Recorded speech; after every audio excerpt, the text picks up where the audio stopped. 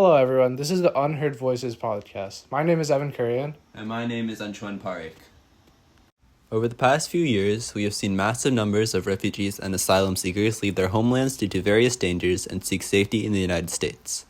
We mostly hear about them from the lens of the media or politicians, but here we want to hear from the asylum seekers themselves. In today's episode, we talked with W, a refugee from Afghanistan. We were able to get this interview with the help of River Towns for Refugees, who put us in contact with W. River Towns for Refugees helps settle new immigrants into our community.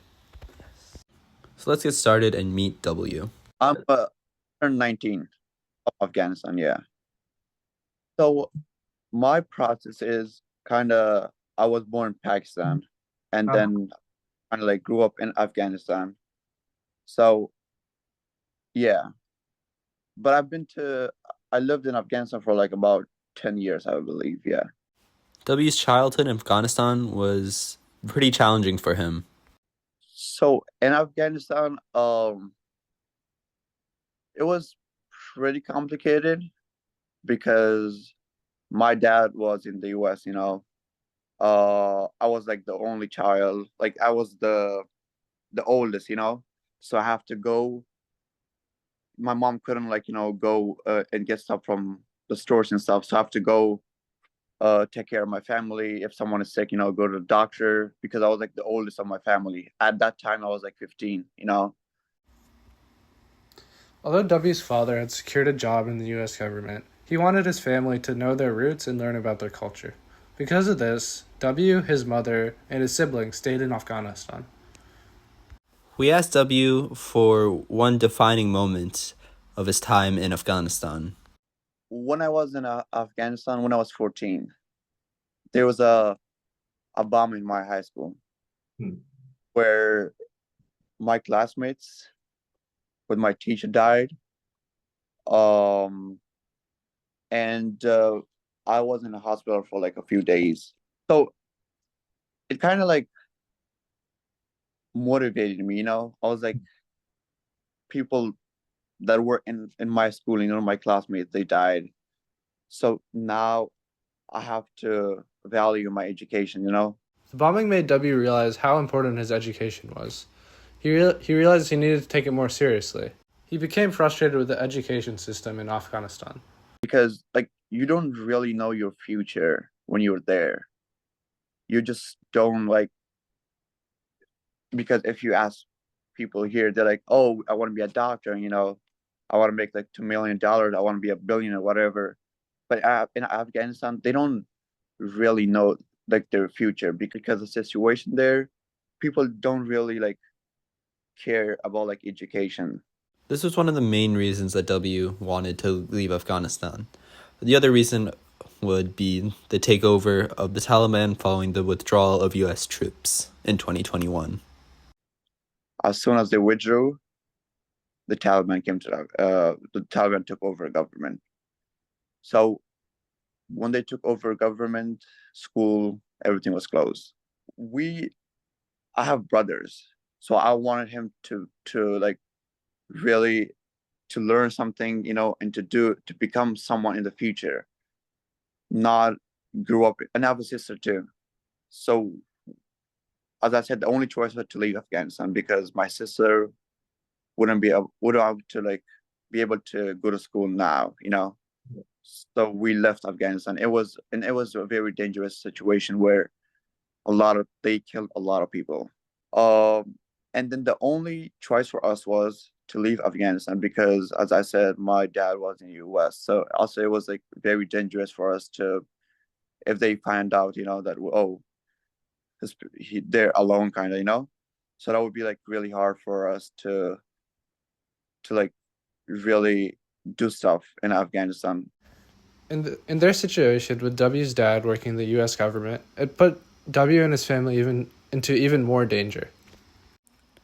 Now that we know why W left Afghanistan, we asked him to talk about his journey for a little bit. Getting into the airport, you couldn't just get in, because there was 1,000 people waiting outside of the airport. So we waited 5 days outside of the airport. 6 days, on the fifth day, I think, no, yeah, on the fifth day at night, we were able to get get into the airport because we were able to get into the airport because my dad is a U.S. citizen. So we got into the airport, and then we took the military plane where there were 400 people on the plane with no seats. That and then with no water, no food, and no access to the bathroom. We were on that plane for 14 hours where like we didn't have seats. We were just kind of like we were just crumble like with each other. So you know, it was like a very crowded. So we went to Germany, and then we stayed in Germany for 5 days. Um, the food was horrible there too because I remember when we got there, they gave us a lot of water. It was a lot of water. But they just give us, so we were 8 people for family. So they give us like a loaf of bread for 8 people. After 5 days, we were able to get on a good plane, where they had like good food, and then we were evacuated to the US. So when we got to the US, we went to Virginia, military camp. We stayed there for 2 months.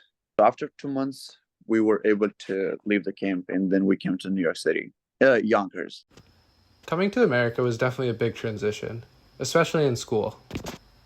It's a very big transition, I would say, because first, it's a the education system is really different.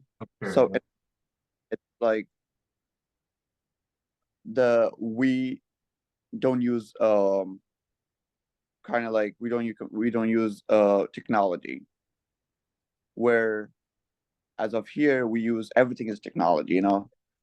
uh Afghanistan, it's kind of like we have books where we have to finish, and then we have to take exams and stuff. There is no multiple choice and stuff like that. We have to like define everything, with like we have to memorize the whole book. Except that it's like going to school in Afghanistan was hard because they don't have the things that we have now. So like, let's say they don't have chairs, some of them don't have a blackboard, or whiteboard. Some of them have whiteboard, but they don't have markers. So it's kind of like one day the teacher is there, the other day is not. He's not. He also found it really hard to connect with his other classmates because he's from a foreign country and he also didn't speak very good English at the time. As a result, he made a connection with his teachers. So I made a connection with teachers, a very good connection with teacher.